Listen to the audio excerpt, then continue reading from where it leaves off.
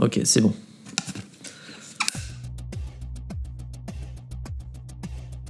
Bah, vous êtes là, déjà? Bah, je vous attendais pas avant. Bah, j'ai pas de montre. Ah bah, c'est pour ça que je suis à la bourre. Du coup, vous êtes là pour savoir les secrets des pros, le film, la pellicule, le numérique, et le truc qui sert à filmer surtout. Mais comment le choisir? Il y a pléthore de produits différents. Caler des mots vieillots, check. Il y a ton smartphone, il y a le mien, ben on prendra le tien. Il y a une caméra, Hollywood fait ça. Et puis il y a des appareils photo qui prennent des vidéos, mais ce sont pas des appareils vidéo. Bah du coup c'est quoi? Des appareils mix? Et bien justement, on est là pour débroussailler. Alors à vos pelles. Juste avant de voir la suite, vous êtes plutôt team on prend le premier truc venu ou team on prend le meilleur truc du monde?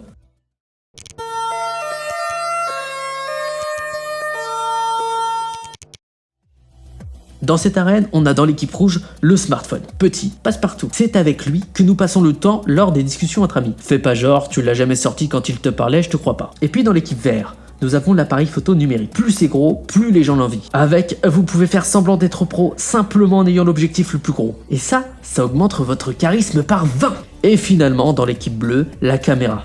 Là, c'est le fourre-tout. Ça peut être le caméscope de mamie ou la Red de Hollywood.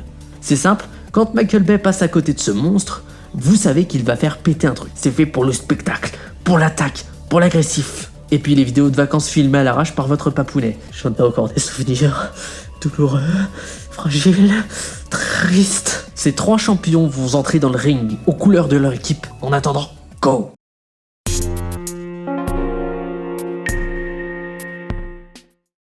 Premier round, le prix. On commence par celui qui touche le plus. Bon, on exclut d'office l'appareil photo, parce qu'en fait, ça pique assez vite. On a peu d'entrée de gamme ou de matériel cheap. Là où les smartphones et les caméscopes peuvent commencer vachement bas. Ou là aussi bas. Ah d'accord, c'est parce que c'est de la merde. Ouais, 60 balles, c'est merdique. Mais un appareil photo à ce prix-là, bah c'est pire. Du coup, il faut bien élire une catégorie. Et là, je décerne le prix aux smartphones. Pas parce qu'ils sont pas chers, mais parce que tout le monde en possède un. Et en vrai, c'est assez bon, on va pas se mentir. On est loin des pellicules Super 8. Merde, plus personne connaît ça. Je suis donc devenu un vieux.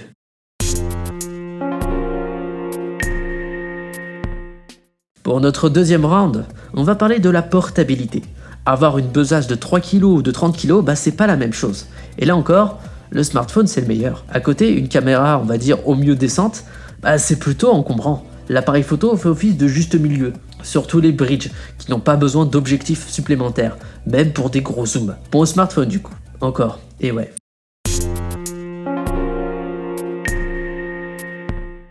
Là, sans contexte, les smartphones. Attendez, j'ai pas reçu mon chèque de Rhinotruc. Et bah du coup, appareil photo. Bon oui, avec un appareil photo, vous pouvez généralement faire à peu près tout ce qui est possible de faire. Vous avez des appareils légers, d'autres plus lourds, d'autres comme les vannes de Cyprien. Vraiment, vous avez de tout. Et puis, vous n'êtes pas limité en vidéo. C'est qu'on dit comme ça, mais le caméscope, c'est déjà plus compliqué pour prendre des photos. Le smartphone fait office de couteau suisse. Polyvalent sur plein de choses, mais c'est pas avec lui que vous pourrez avoir un zoom qui fait la taille de ma... jambe. Entre autres.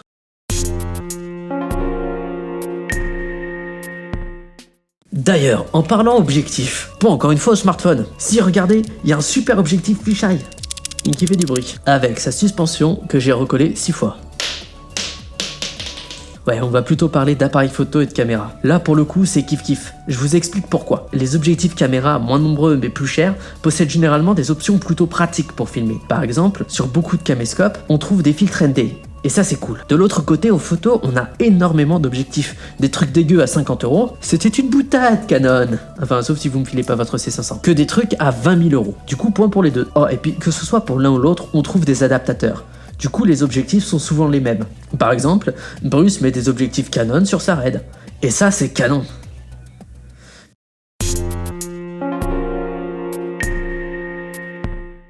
D'ailleurs, en parlant des accessoires, là encore, il n'y a pas photo. Tout le monde gagne le point. Que ce soit les smartphones avec des trillions d'accessoires, les caméras avec des trillions d'accessoires, les appareils photo avec des trillions d'accessoires, tout le monde en a pour son argent. En parlant d'argent, c'est souvent comme ça que ça marche. Les smartphones, c'est des trucs merdiques pas chers. Les appareils photo, c'est des trucs cool, moyennement chers. Les caméras, si les accessoires ne sont pas inclus dans la bête, bah c'est des trucs chers. Très cher. Merci Red pour ton SSD à 1500 €. Enfin bon, quand le lecteur de disque coûte 200 €, t'es plus à ça près.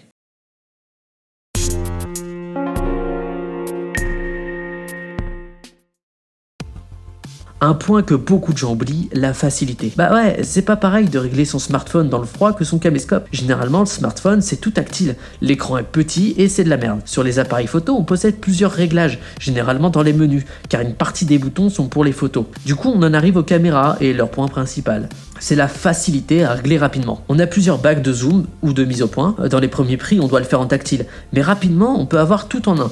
Même les connectiques audio sont inclus dedans. Du coup, je donne le point au caméscope pour ce round. Et puis parce qu'il me faisait pitié aussi, le petit bout de chou, puisque personne ne s'intéresse à lui.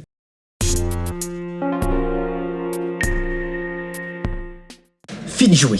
On va faire le vrai point pour les départager. Oubliez tout ce que je vous ai dit avant les caractéristiques et parlons des choses principales. Qu'est-ce qui les différencie ? Le smartphone, c'est vraiment le truc basique. Faut beaucoup de lumière, tout est fait avec des algos plus costauds. En plus, il y a une horloge interne pas très fiable, ce qui fait qu'on est obligé de synchro tout le temps l'image et le son, si on les prend séparément. Par contre, c'est très léger et vous pourrez avoir de très bonnes images avec. L'appareil photo, c'est le juste milieu.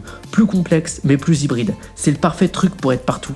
Léger, fiable, beaucoup de films sont tournés avec. Le revers de la médaille, ce sont quand même les réglages vachement longs à faire et en plus, faut leur rajouter tout un tas d'accessoires comme une mixette ou une filtre ND. Mais justement, ça en fait un appareil versatile. Finalement, le caméscope, c'est assez différent. Sans parler des caméscopes totalement éclatés comme les premiers prix Wish, on est sur des produits assez rapides et adaptés pour de la vidéo. Les formats sont bons, les réglages sont rapides à faire, on rajoute peu d'accessoires et pour peu qu'on y mette le prix, la qualité est bonne. Par contre, on est limité en vidéo et c'est assez encombrant. Eh ben, le stabilisateur, eh ben, il coûte cher. Et voilà, maintenant vous savez quoi choisir pour vos vidéos. Si vous voulez avoir d'autres conseils et astuces, n'hésitez pas à vous abonner. Moi je l'ai fait et j'ai gagné de la virilité. Si vous avez aimé, le pouce vers le haut. Ça montrera que je ne fais pas tout ça pour rien. Et puis partagez, commentez à l'envie.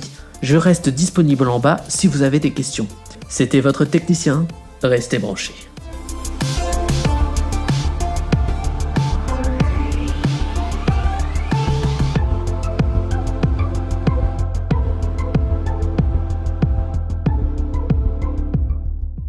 C'est bon? Alors on coupe.